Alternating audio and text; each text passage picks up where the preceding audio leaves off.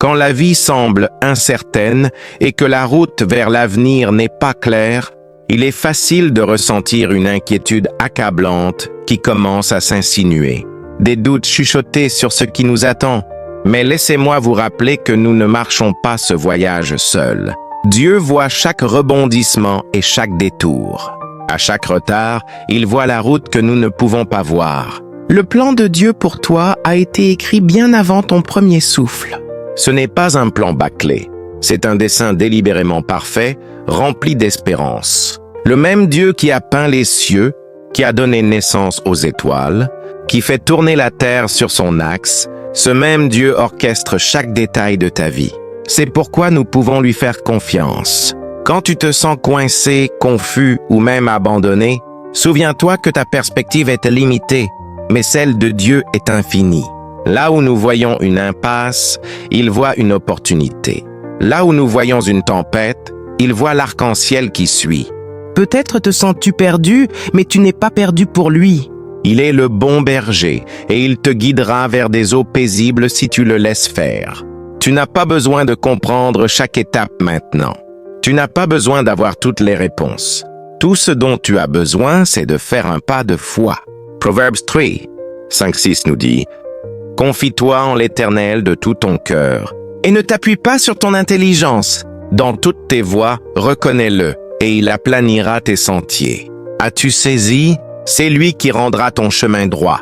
Pas toi, pas tes inquiétudes, pas tes plans. Dieu lui-même le fera. Alors, si la route devant toi semble brumeuse, ne panique pas.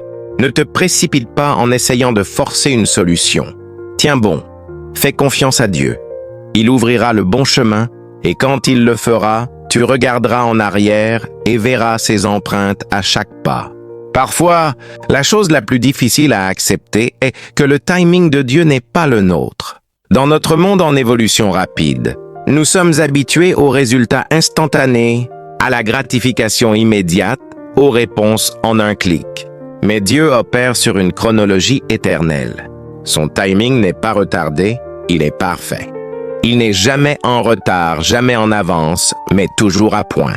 Quand nous ne voyons pas les choses se produire aussi vite que nous l'espérions, il est facile de devenir impatient, voire découragé.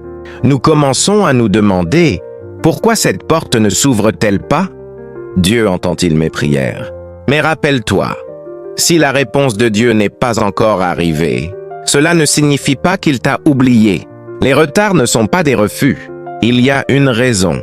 Ecclésiaste 3, 11 dit « Il fait toutes choses belles en son temps, pas dans notre temps, mais dans le sien. » Quand Dieu prend son temps, ce n'est pas pour nous punir, mais pour nous préparer. Parfois, nous ne sommes pas prêts pour ce que nous demandons. Parfois, il œuvre dans l'ombre pour aligner les circonstances, préparer les gens et mettre en mouvement ce que nous ne pouvons même pas imaginer. Pense à l'histoire de Lazare dans Jean 11. Quand Jésus apprit que Lazare était malade, il ne se précipita pas pour le guérir. Il attendit. Pour ceux autour de lui, cela semblait un échec. Lazare mourut. Mais ce qu'ils virent comme un retard faisait partie d'un plan plus grand. Jésus ressuscita Lazare, révélant la gloire de Dieu d'une manière qui n'aurait pas été possible autrement. Le timing de Dieu ne répondit pas seulement à leurs attentes, il les surpassa. Il en est de même pour nous. Nous ne comprenons peut-être pas l'attente, mais nous pouvons avoir confiance. Le timing de Dieu est toujours pour notre bien et sa gloire. L'attente n'est pas gaspillée entre ses mains. C'est dans ces saisons que notre foi est fortifiée, que nous apprenons la patience et que nous découvrons une confiance plus profonde en lui. Quand le moment viendra, quand la porte s'ouvrira enfin, quand la percée arrivera, tu verras que cela en valait la peine. Alors, ne laisse pas l'horloge dicter ta foi. Ne laisse pas les semaines ou les années ébranler ta confiance en Dieu. Repose-toi dans cette assurance. Son timing est parfait. Ses voies sont plus élevées et il ne te décevra jamais. La peur est l'une des forces les plus paralysantes. Elle murmure des doutes, crée des scénarios catastrophes et nous convainc que le pire est inévitable. Mais Dieu nous appelle à plus, la foi. La foi n'est pas un simple sentiment. C'est une confiance inébranlable en celui qui tient toutes choses. C'est choisir de croire aux promesses de Dieu même quand la peur hurle à nos oreilles. Savais-tu que la Bible répète « N'aie pas peur » plus de 365 fois, une pour chaque jour de l'année. Pourquoi? Parce que Dieu sait que la peur est notre plus grand défi, mais aussi que la foi en est l'antidote. La foi et la peur ne peuvent coexister. Quand nous remplissons notre cœur de foi, la peur n'a plus de place. Pense à Pierre marchant sur l'eau dans Matthieu 14. Tant qu'il fixait Jésus, il fit l'impensable. Mais quand il détourna les yeux vers le vent et les vagues, la peur le submergea. Il en est de même pour nous. Si nous nous concentrons sur les défis, les incertitudes, les « et si », la peur nous engloutit. Mais si nous fixons Jésus, la foi nous élève.